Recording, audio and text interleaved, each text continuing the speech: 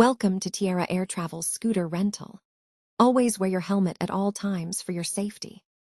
Insert the key turn right one for seat and fuel tank. Press to open the seat. Turn right one more to activate. To start, you need to lift up the kickstand. After that, hold the brake and press the start button. Using turn signals is important for safety and letting others know where you're going.